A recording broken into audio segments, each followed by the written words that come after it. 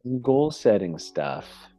Um, so before we start, um, what we're going to do is we're going to do a fun little group activity. It's nothing major. We're just going to share some wins that we've had in the past week in the chat. It could be anything. Take some time to think about a win that you've had. It could be anything. It could be I drank enough water every day, which I haven't been doing this week. It could be I've been exercising properly. It could be I've been getting to sleep on time. Finish my taxes. Way to remind everyone that they need to do their taxes, Thomas. I'm happy for you. I literally thought about that today. Dude, that's a huge win. If anyone else has done their taxes, drop that in the comments below. No one else is going to do it. Here, let's see. What have I had for a win this week?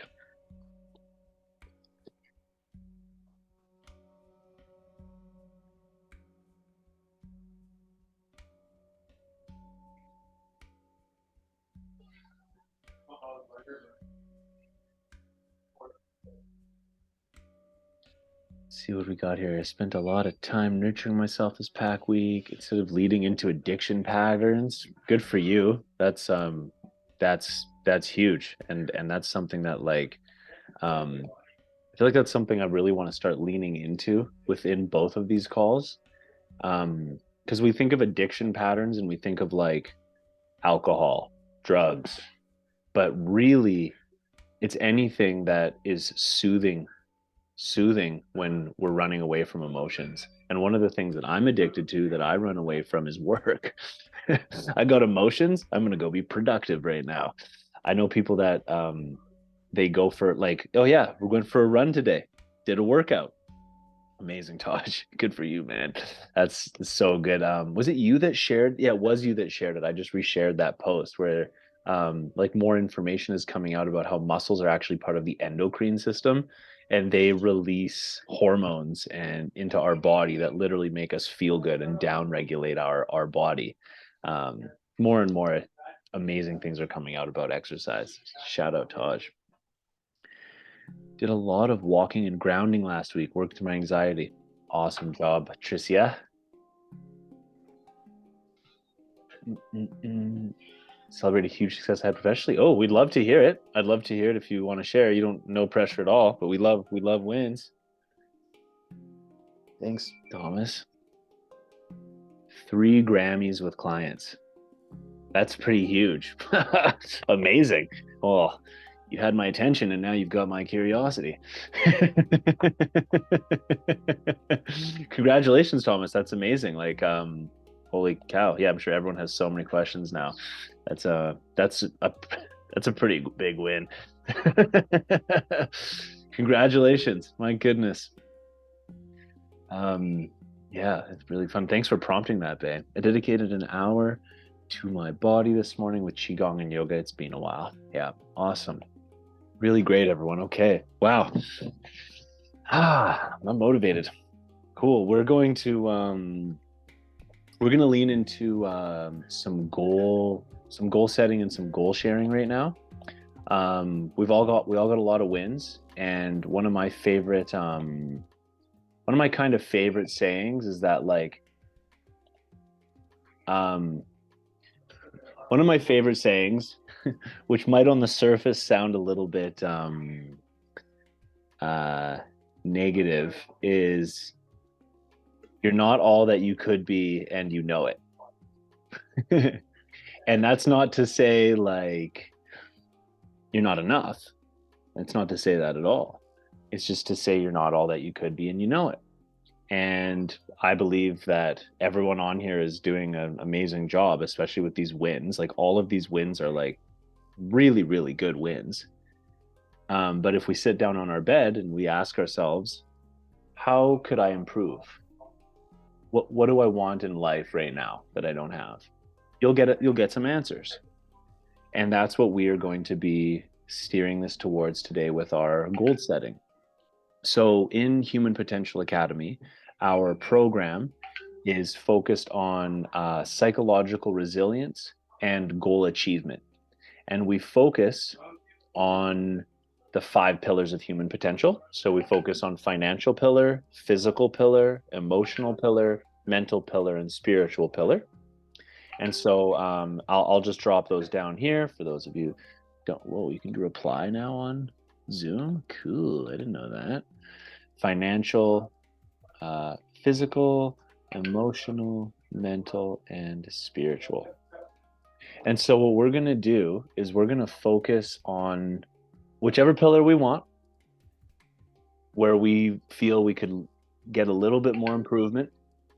And we're going to set some goals around that and use a type of technique that we use in Human Potential Academy. So, has everyone, or first off, everyone pick the pillar. Like, pick the pillar you want to work on. Do I want to improve physical? Do I want to improve some emotional stuff this week? Do I want to work on some mental? Do I want to learn some stuff? Do I want to go deeper into spiritual practices? Do I want to focus on financial pillar? Oh, cool, and that's fun. If you'd like, drop it in the chat. I'm focusing on financial this week. Emotional, cool, physical, mental, nice. Very nice spread, everybody. Right on. Thanks for sharing. Emotional, cool. Okay. Okay. Physical, mental, and emotional. Nice. All of them. Okay, perfect. So we're gonna use a really important process, and it's actually by someone named John Maxwell. If you've heard of him, then you know that he's a prolific guy who is really on top of large economic achievements and successes. But he has this model, and it's called lagging and leading indicators, but we're going to use way simpler terms instead of this complicated economics. Has everyone here heard of a SMART goal? Let me know if you've heard of a SMART goal. Raise your hand, drop it in. Nope, perfect. Okay. So a SMART goal is what we call at Human Potential an outcome goal. Okay, so an outcome goal, we use it through the SMART lens, and it looks like this. So when you set a goal, you do it around these 5 parameters: specific, measurable, achievable, relevant, and time-based. So what we're going to do now is you can see the example in the bottom. Specific, I will lose 5 pounds. My weight will be 145. Blah, blah, blah, blah, blah, blah. Achievable. Okay. So what we're going to do is we're going to set out our goal, and we're going to do it through the SMART goal lens. And by the way, everyone, if you want to say something or ask questions, please, this is open forum. I really encourage everyone to ask questions if you've got. So for example, specific.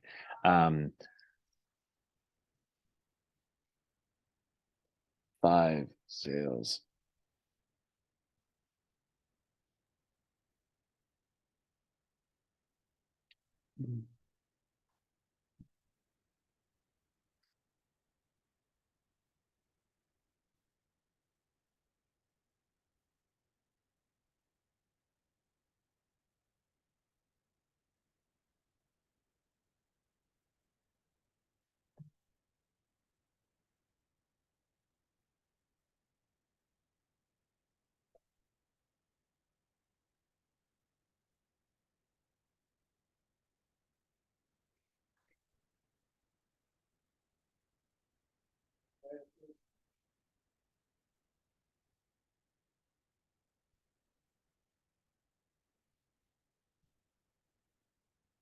Okay, so there's my example there. I'm going to get 5 sales by March 30th. I will message 20 people a day and get on 10 presentations a week, and this will help me achieve my financial business projections. So if we were going to do this around, say, for example, physical, set it on, it doesn't need to be losing 5 pounds, right? It could be, I will do 20 minutes of yoga a day. I will go on a walk every single day. If it's going to be emotional, it depends, of course. But when we're setting these types of goals, usually what I've found is with emotional, it's around things that like we don't want to do usually.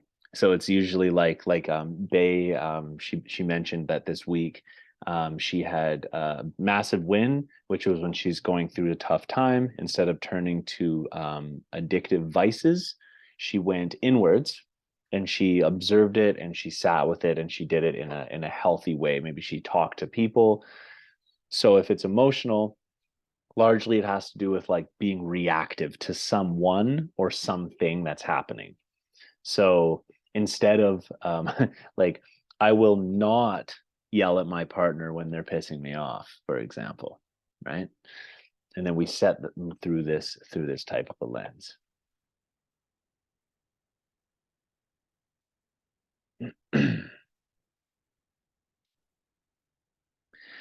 I think the most important one here is time based. You guys can tell me what you think about this. Babe, what do you think? Should we do this? Should we do the SMART goals with everyone for the end of the month, for March? I did mine the end of March or end of the year. I think setting year-long goals is so lofty. I think we could do even the next 2 weeks and then a month, Okay, like, cool. yeah, I think that's pretty So reasonable. I'll redo mine then. So what we're gonna do is we're gonna do 2 weeks, 2 weeks and or month. Make it a shorter term goal. I like that a lot. Thank you, Bay. So we'll set a goal, and once everyone has an idea or they've got it done, please just let me know. Type in the box, I'm done. I got my goal written out. And as the weeks go on, we're going to be building on top of this. And this is meant to be just an accountability kind of container. We're going to talk more about going towards goals after this. I'm going to bring up a few things that prevent people from achieving their goals and how to be aware of them.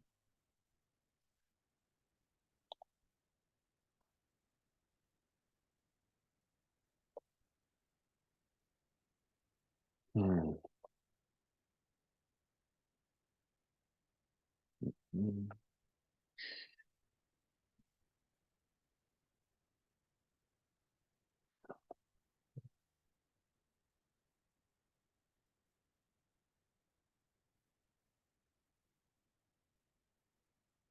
Actually, just need to change this.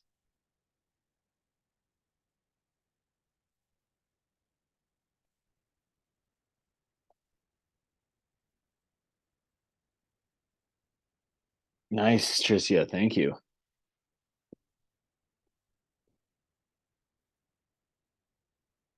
Very good. Yeah, nice. How do we do these things? How do you people? I don't know how you're doing this stuff. Just click on yours. I love that. We've got reactions and responses now. Love it.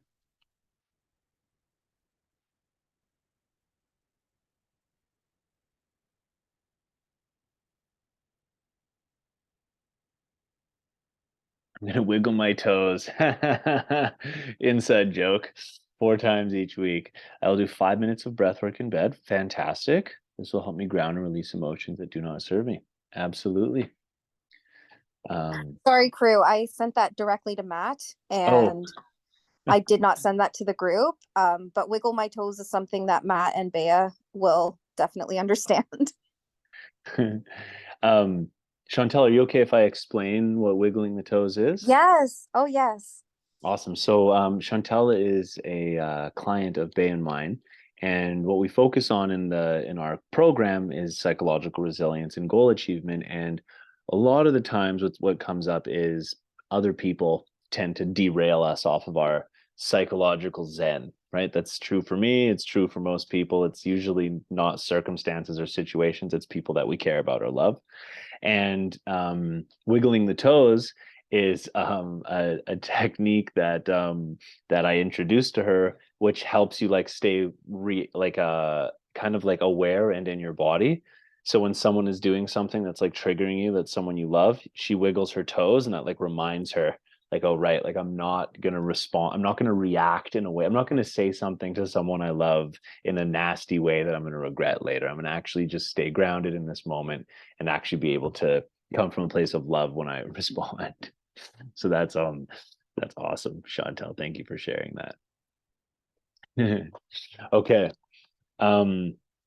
Now that we've got down our I'm going to get rid of this. Now that we've got our outcome goals, we're almost going to forget about it.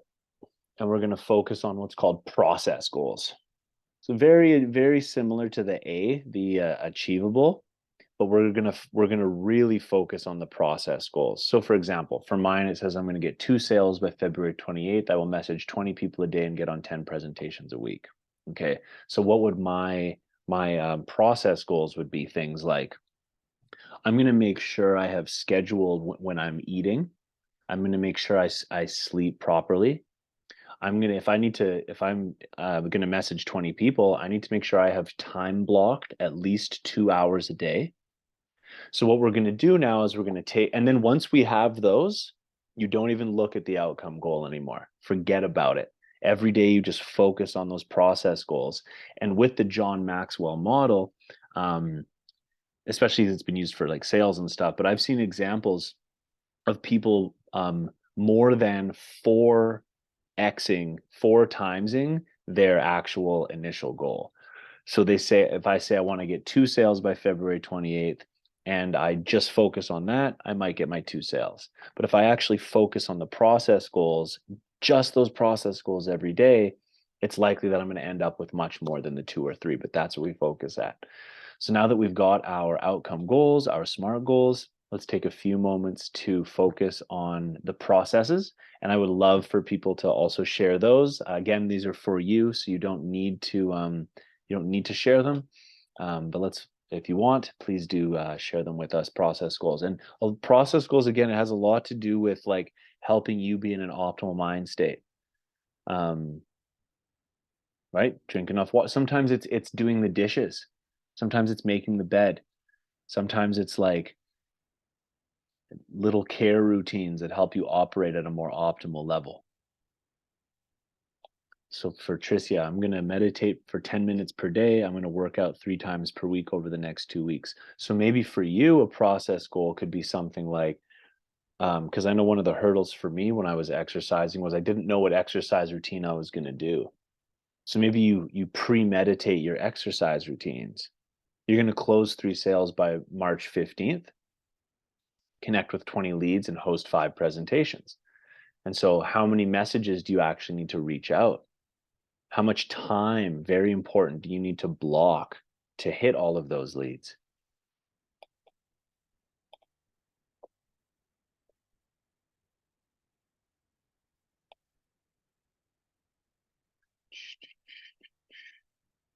All right, so my process goals, let's see here.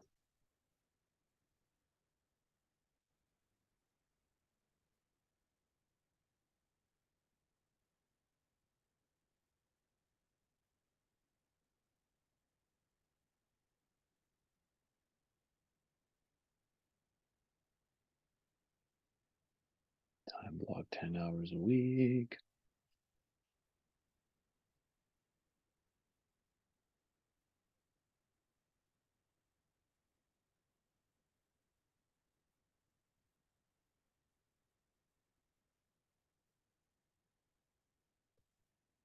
It's funny, I put drink enough water and then it's like I can also process goal that where it's like I gotta have my bottle ready.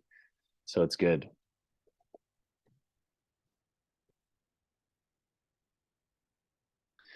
Thanks everyone.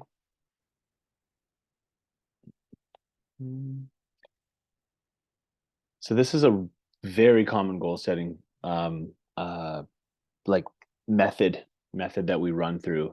We have a lot more different techniques and stuff like that throughout our program. When you get overwhelmed, how to know which ones not to do now, which ones to do later. But this is a really good start.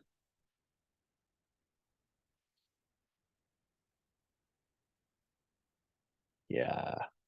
Nice. Hydrate, breathing, writing, walks, check in with my body and emotional world. Yeah. It's amazing to like how like you go on a walk, you leave your phone at home and you just ask yourself questions and how much it'll really, you know, sometimes it's not the answer. Most times probably it's not the answer you want to hear. It's the answer you need to hear. And it's amazing what honestly what our body and what our mind will actually tell us we want. Um, you know, what do I need to do to stop reacting to that person that way? And it's like you need to spend less time with that person. You're like, but I love that person. I don't want to spend less. Like, what's what you need to do? You're not spending enough time with yourself. It's fair enough. Time block just before sleeping in bed. Nice. Time mood is met by taking yeah, nice. Yeah, minerals before sleep. Bay liked that. The reminder is the sign I made while on the call. Yeah, that's a huge one, Thomas. Huge. And it's surprisingly tough. Really surprisingly tough. I totally I need to do that too, honestly. I haven't been honoring that properly. It's best to do an hour before bed and an hour after bed, but man, when you're helping people win Grammys, it's easier said than done, isn't it?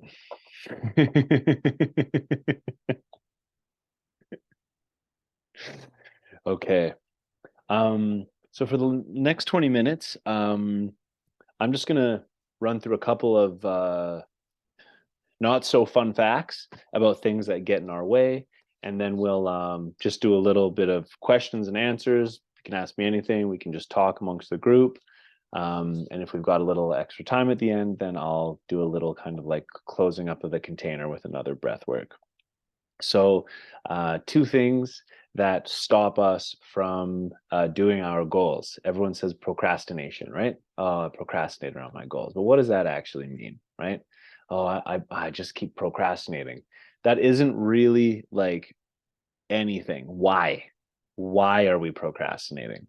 And out of all the people I've worked with, 9 times out of 10, it's because of one or two of these things that I'm going to share with you. Usually one leads into the other. And the most common reason why people don't follow through on their goals is because of something called action paralysis or analysis paralysis. I'll type it in the box so people can do a little research. Honestly, Wikipedia is a really great place to learn about this. It's called analysis paralysis or action paralysis. Tricia, do you want to take a guess about what analysis paralysis is? I know everyone else definitely knows it. You might know what it is. No, she can unmute herself. Analysis paralysis. I'm gonna assume that we're just like being more aware or conscious of certain things like our actions or our habits or maybe our way of thinking. I'm just taking a stab. Yeah, totally. And I just wanted you to take a stab. And that's really, really close. Elvis Presley has this really famous line, and it says a little less conversation, a little more action. That is action paralysis. Action paralysis is when we're looking at something to do, and instead of doing it, we're thinking about doing it. And why are we thinking about doing it? Well, because we got to do it correctly, of course, right? And the line between correctly and perfect for most people is there is no line. For most people, they are the same thing. If I'm doing it correctly, it's got to be perfect. And then they focus on making it perfect. And what ends up happening leads to the second thing, which is a very common thing that people do, especially in this day and age of like everyone looks perfect and online they've got a perfect life and they type this perfect thing. Yeah, exactly, Todd. I had a feeling actually you would get a kick out of that. There's another psychological concept and it's called awfulizing. It's called awfulizing. Thomas, you want to take a guess for what awfulizing is? It would have been better with the analysis paralysis, but awfulizing is like, don't even get the English there. So no worries. Offer or how do you spell that? Yes, it's supposed Put like it in this. the chat room, so maybe then I can figure it out. awfulizing. Oh, then probably to come up with the worst case scenario that that it could be, and instead of what could happen if you don't do it perfect. Correct. Really good job.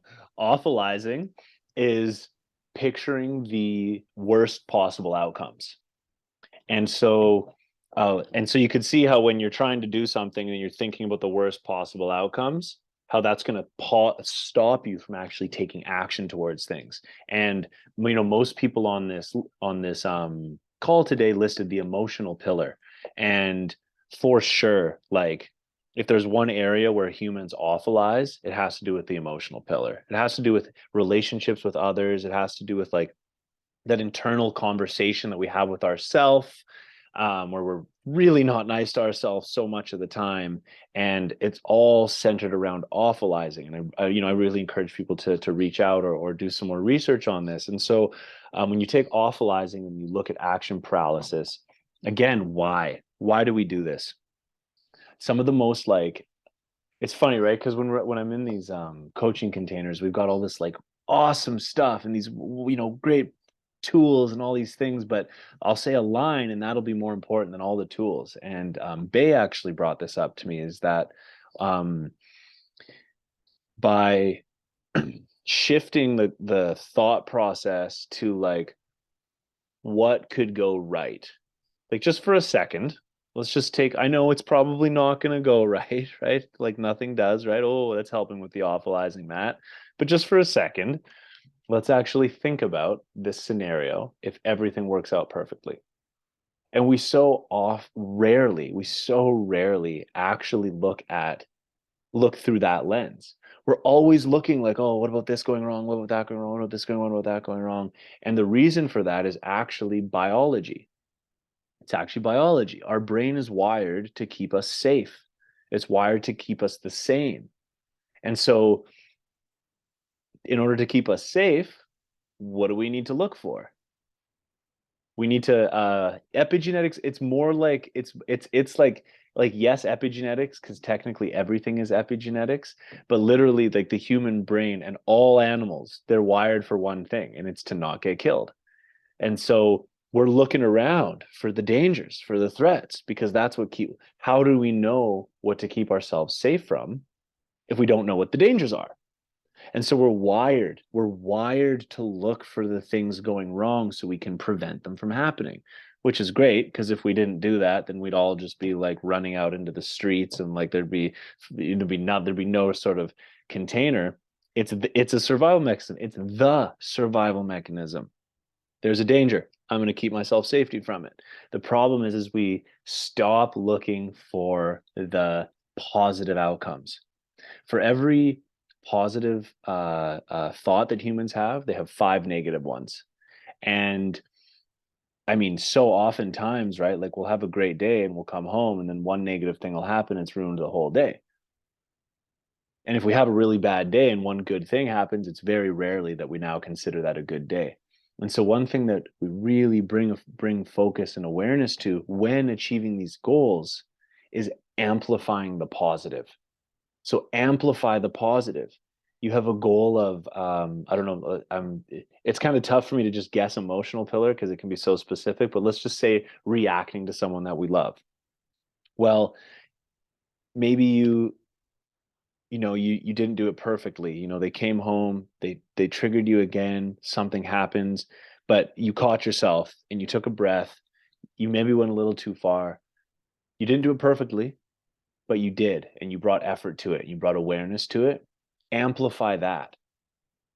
When talking with Bay, changing the conversation, the internal conversation from like if you do something and let's say you do it wrong, right? You do something wrong. You can have the conversation around, wow, I really wish I didn't do that wrong. Or you can have the exact same conversation. You can say, I'm really excited to do a better job next time. And you can even do both.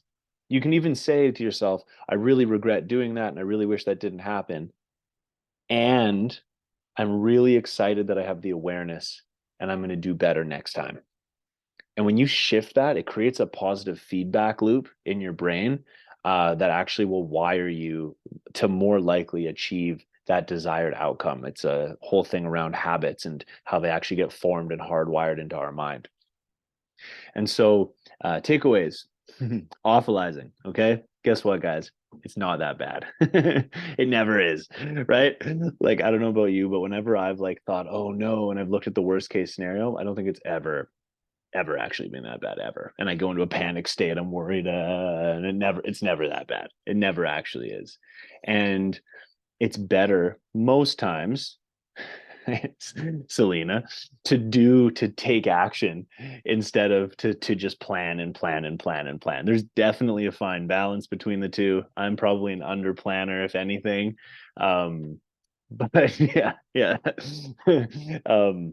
But definitely like take a note to recognize that like Wayne Gretzky has a saying. It's up on the wall here, the place I'm staying at, actually. It says you miss 100% of the shots you don't take. And like Tricia, yours is really easy for me when you're talking about sales. Like you're doing sales, 1,000 terrible pitches is better than one perfect pitch. You'll get way more sales, guaranteed.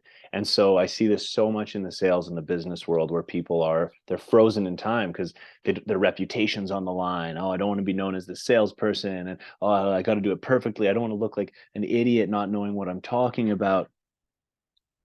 Just go in, be willing to learn and be willing to adapt. So check out awfulizing, check out analysis paralysis, observe yourself going through these motions with the goals, and really bring yourself grace through these things, and recognize that you're taking steps in the right direction. That's why we focus on these process goals. Don't worry about the outcome goals. Look at these little things that you can do each day. So I'd like to open up the floor if anybody has any questions or anything they'd like to say at all about our first goal setting and goal achieving. And thanks for showing up for beta month with our community calls. We're ironing out some of our processes for this, and it really means a lot. Did you want to say something, Tricia? Yeah, I had a question actually. It's actually for Bay, because Bea mentioned that she was able to overcome her addictive behaviors last week. So I think I went through something similar last week where I had like a lot of anxiety and a lot of old patterns showed up with my partner. And we got into like a very similar situation that has been repetitive in our relationship. So I've been trying to figure out how to step away from the control, because I think that's the biggest emotion that I feel when going through that. And then my anxiety kicks, and then it's a whole awfulizing experience. So I just wanted to better understand, what you kind of did there, Bay, to get over that, or to get through it. Yeah, it's a really good thing to dive into. It might be a little loud over here, but I've been working through addiction issues for a long time, and alcoholism, and escapism just overall. And during times where I've been triggered, I've definitely taken baby steps by first like reaching out for support. So you doing this is a really good step, but then figuring out like little ways to find how you can go like deeper within and start figuring out what those triggers are that are contributing to this frustration, and bring some self-awareness to what are the emotions that you're feeling and what would you actually need to self-soothe during that time. So if there is a situation that was coming up, because essentially when we want to fall into addictive patterns, we're seeking to find ways, like Matt referred to earlier, support with self-soothing. I don't know if we're gonna have enough time to dive into all of this right now, but if you are interested, we can definitely hop on a call and have a talk about it, because I have some tidbits that I've definitely worked through over the years. And this past one was a little bit interesting because I've actually tried to work on reprogramming how I feel around alcohol and being able to consume alcohol, but without falling back into cravings consistently. So Nice. that's been really fascinating, because before I used to get high as a replacement and find another alternative to self-soothe. And Yeah. now it's really about trying to let myself sit through the motions, but reflect and become more self-aware of what the issues are. And it does require a little bit of support at times for me. Like Matt was a huge support for me, and Selena, and just like leaning on certain friends. But sometimes at first it's really hard to just share with anybody. Yeah, I agree. Yeah. Yeah, let's hop on a talk sometime. Sure. I don't know if you can send me your Instagram. Do you use Instagram? Yeah. Yeah, you I can do. put it in the chat. I'll And send then, it. Yes. yeah, we can definitely have a chat. And if you guys ever want to go into this as well, I gladly dive in, because it's been quite a few years. But I know it's a good topic for everyone. Oh, okay. Girl, okay, yeah. I met Perfect. with you. I was When we telling the did group I did my. testing. Yeah, we did the testing. Yeah. So Yeah, yeah, we'll definitely. I look forward to it. That'd be great. I would appreciate that so much. sounds good, girl. Okay, I'll talk to you soon. Yeah, Thank for you. sure. I think it's a good opportunity. Also, we have we have a masterclass series coming up in March that I would highly recommend. It's like a beta. It's a beta pretty much version of and condensed version of our one-on-one 3-month container. And largely what we focus on is is like these exact things, the psychological resilience and goal setting. So it's probably a good opportunity there.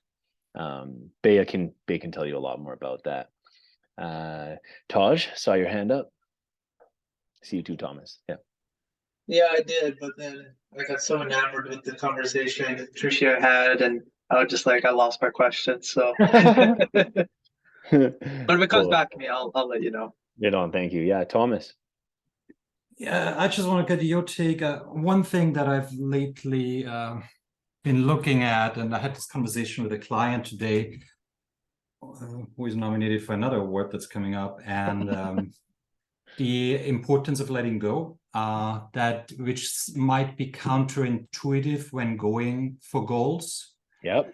But some of the outcome is, and it could be an Oscar, it could be a sale, it could be anything.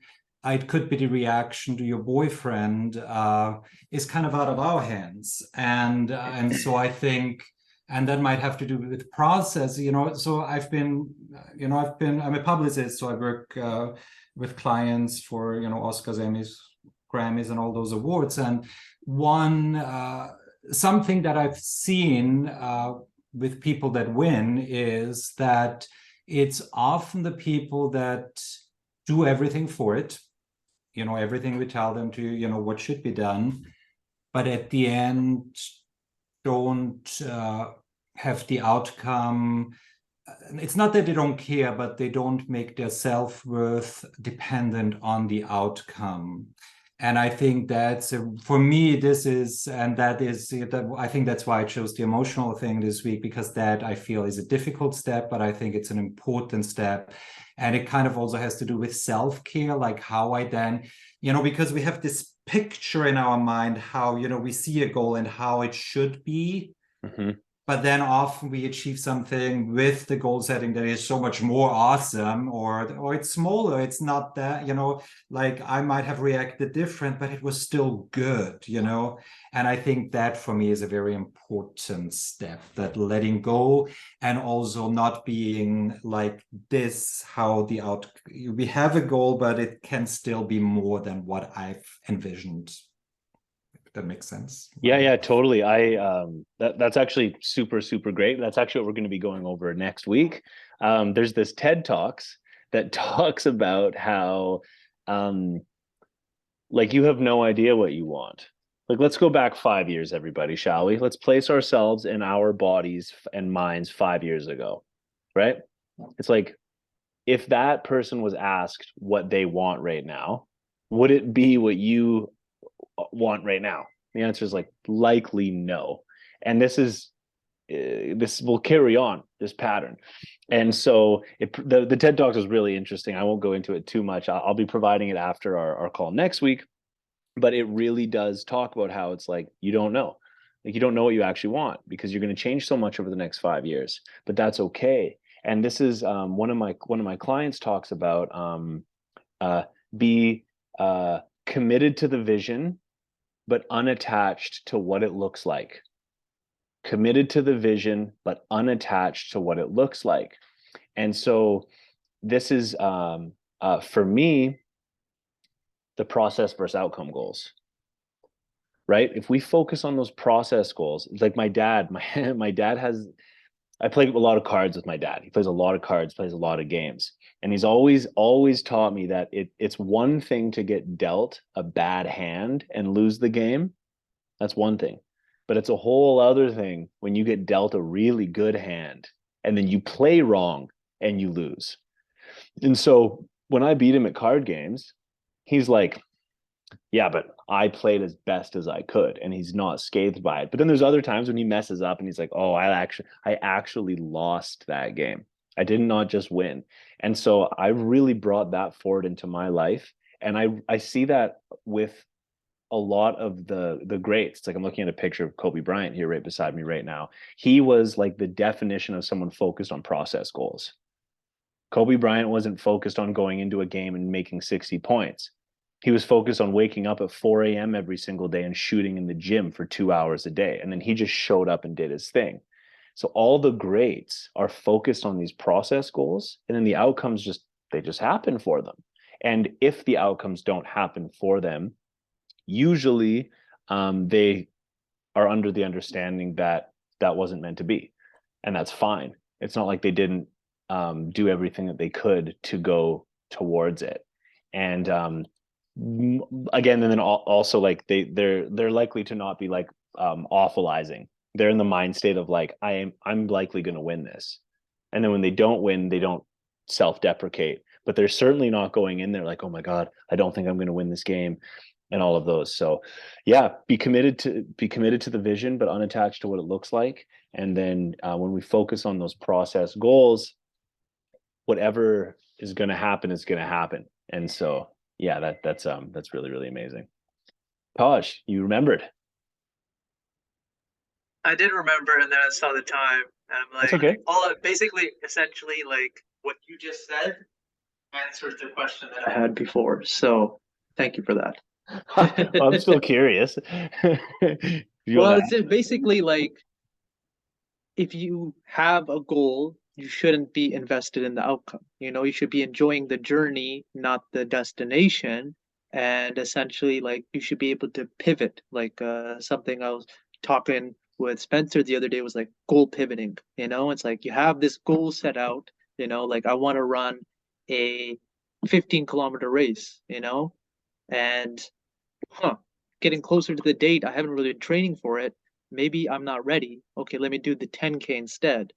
Or, actually, I am going to blow the 15-kilometer out of the water. Let me go for the half marathon, the 22-kilometer instead. So having the flexibility to pivot and do something more or less is important, not just be focused on the one thing. Cool. I'm really, really excited. This is great. So next week, we're going to be talking about dopamine, the dopaminergic system. I'm going to be talking about goals and how we don't really know what we want, and pivoting. Those are the three topics we're going to be talking about next week. And we're also going to do a little touch point, like how's it going, towards the goals that you set. And I ran into this trouble, and we're going to be able to open up and talk about that. So yeah, if anybody has anything else they'd like to share, I want to again thank you all for coming on our beta month for these calls. And really great to see some new faces on here. Thanks for coming, Thomas. Thanks for coming, Tricia. And of course, our regulars, Taj, Selena, Chantel, and Bay. Really appreciate you guys coming on here. And reminder, we do have these calls on Thursday. It's actually more of an emotional and like spiritual type of a call. And then on Fridays, we have a featured facilitation as well. So love to see you guys there as well. If not, we'll see you next Monday. So yeah, thank you so much, everybody. Much love. Okay, we'll see you in March, Thomas. Right on. All right, bye everyone. Oh wait, before we go, hold on. Everyone smile. Just do a screen grab. I don't remember. Everyone smile. Nice, perfect. All right, thanks everybody. Okay, bye bye. Bye. Bye. Good night. Thank you so much. Bye. Thanks, bye.